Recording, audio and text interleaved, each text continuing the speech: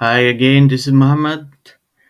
Today I'm going to create a recovery disk from a snapshot, and after that newly created recovery disk, I will attach it to any virtual machine on the same region. So let's start now.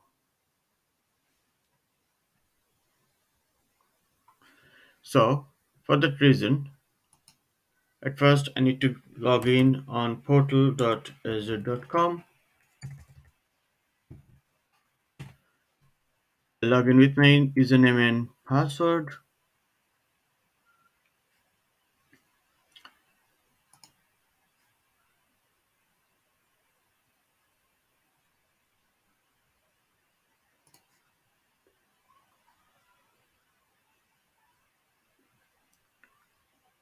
Just let me log in first. So yeah, when I logged in, I arrive in the home dashboard of the portal.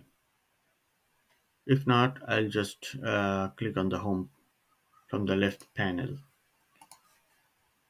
And here I need to use one service named Snapshot. Snapshots. I use that service. This service will show the disks which are attached in this subscription.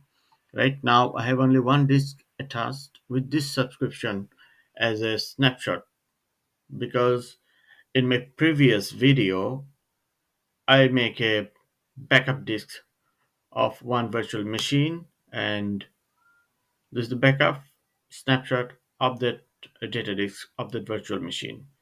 So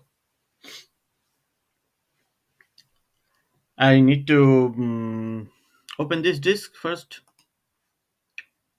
and then create disk after that. There's a create disk out link on top. You click on there and it'll ask for this newly created data disk name and some information. Yeah, I choose the subscription. I choose the resource group, which I use it before, and you can follow the previous link video, and so you can find this consequence of this video with this other one. Okay, then give a name of this disk. It's like recovery data disk 1819, and it should be the same region. It's blurred, so I have no choice. And availability zone I keep as it is, and is 4 GB. And if I need, I can change the size of the disk. I can increase the size of the data disk while I am recovering disk for a snapshot. So extra space will be unallocated, but it will recover the 4 GB of data and plus the extra spaces. For example, I change the size of the disk. Instead of 4 gigs, I take 12 gigs. And then okay. And then next, keep this encryption networking advanced tags as it is, and value pair combination for the production leave as it is, and just create this one. I just need to make it as simple as possible. So I'll cover the rest of this encryption networking in future videos. Here it's deploying. It might take a couple of minutes to deploy the recovery disk, and it's done. When it's done, I go home of this portal, and I can see this disk name I can find the disk name from here, but I need to use that. I need another service for this one. I need to use disk services. Disk service. When I click on there, I can see this recovery disk already here. But interestingly, it is not attached with any virtual machine because it is a snapshot of a disk. So we need to attach it and have a look. But before attaching, I just need to show you one thing, that's one virtual machine before attaching any disk. I go to the virtual machines, I select this virtual machine Azure VM 1819. I open this one. Currently this virtual machine is not running. I keep it as a running state. When it's running, I copy its public IP address and remotely connect it and see how is the situation of this the virtual machine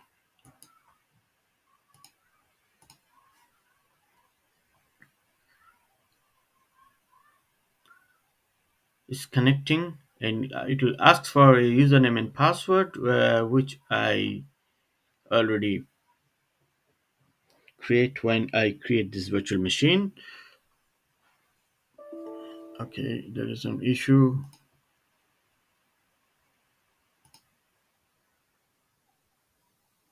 Yeah, now it's coming up.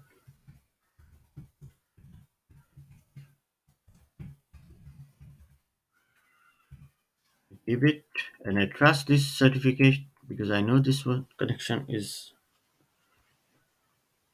trusted, and it's connecting my virtual machine from remote data center which is in Sweden Central.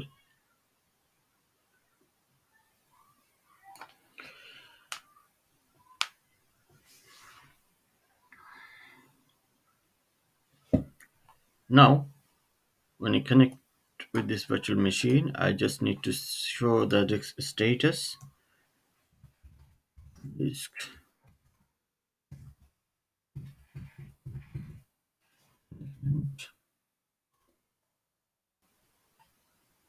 I just select this one, create an informative disk. It will show the disk management window. Right now, here, only one OS disk and one data disk is here. Uh, Now I attach this recovered data disk, and it will be in the queue of disk array. So it will be disk 3 hopefully. So go back to the window and go home. I select the disks services from here. Select this disk. See, this is not attached with in disk. Not really. I need to go home and select the virtual machine. Uh, Go to this virtual machine, and this one is running state, and the disk from here, and then just attach an existing disk and select the disk name recovery disks and cache hosting host caching. I just make it read write. It seems it's a production disk. If you think it's a production disk, just keep it as host caching read write for better performance. And then I save this one, and it's updating the virtual machine. You can see the notification is updating the virtual machine. So it takes a couple of minutes. It's updated in the meantime. So I go back remote connection, and if I refresh this, you can see already here this number disk 3 number is already comes up, but there is only 4 GB already formatted, but 12 GB which I extra allocate add while I create a recovery disk that's not allocated. So if I can need, I can allocate this one and format it whatever we like to do, like give a volume, okay, and something like that. So it's a pretty straightforward, very simple one. So that's it uh, for today. Thanks for watching. I please close this session, and thank you for watching.